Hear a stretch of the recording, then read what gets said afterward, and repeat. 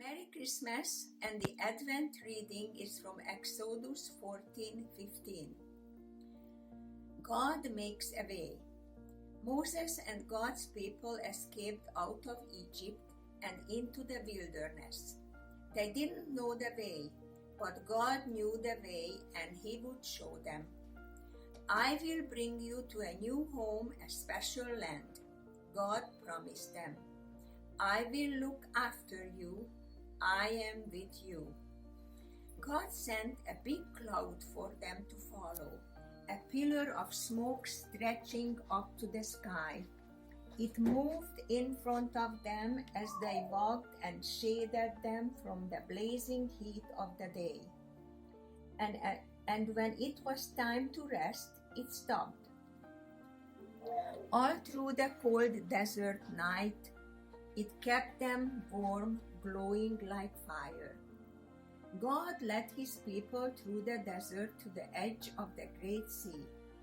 They were just wondering how to cross it when suddenly they heard a terrible thundering and pounding. It sounded almost like horses' hooves. They shaded their eyes to look back and screamed. It was Pharaoh and his army were coming to get them. Pharaoh had changed his mind again. "Get my slaves back," he screeched and charged out into the desert after them with 600 of his fastest horsemen and every single chariot in Egypt. What were God's people going to do? In front of them was a big sea. It was so big there was no way around it. But there was no way through it. It was too deep. They didn't have any boats, so they couldn't sail across. And they couldn't swim across because it was too far and they would drown. And they couldn't turn back because Pharaoh was chasing them. They could see the flashing swords now, glinting in the baking sun, and the dust clouds and chariots after scary chariots surging towards them. So they did the only thing they was left to do: panic. "We are going to die," they shrieked. "Don't be afraid," Moses said. "But there is nothing we can do," they screamed. "God knows you can't do anything," Moses said. "God will do it for you. Trust Him and watch." "But there is no way out," they cried. "God will make a way," Moses said. Another minute and it would have been over. But then the strangest thing happened.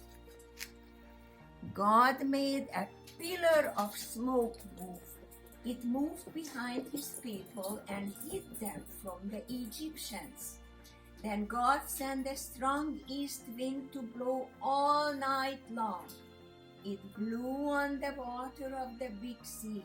It blew it to the left and it blew it to the right, until it blew it into two towering walls of water. And there, right through the middle of the sea, a muddy pathway opened up, and God's people walked across on dry land.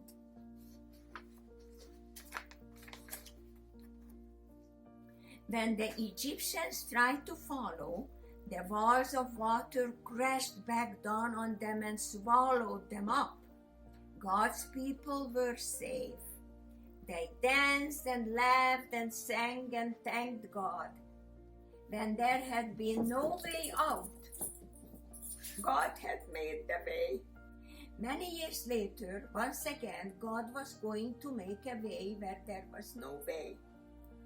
From the beginning, God's children had been running from Him and hiding. God knew His children could never be happy without Him, but they couldn't get back to Him by themselves. They were lost They didn't know the way back, but God knew the way, and one day He would show them.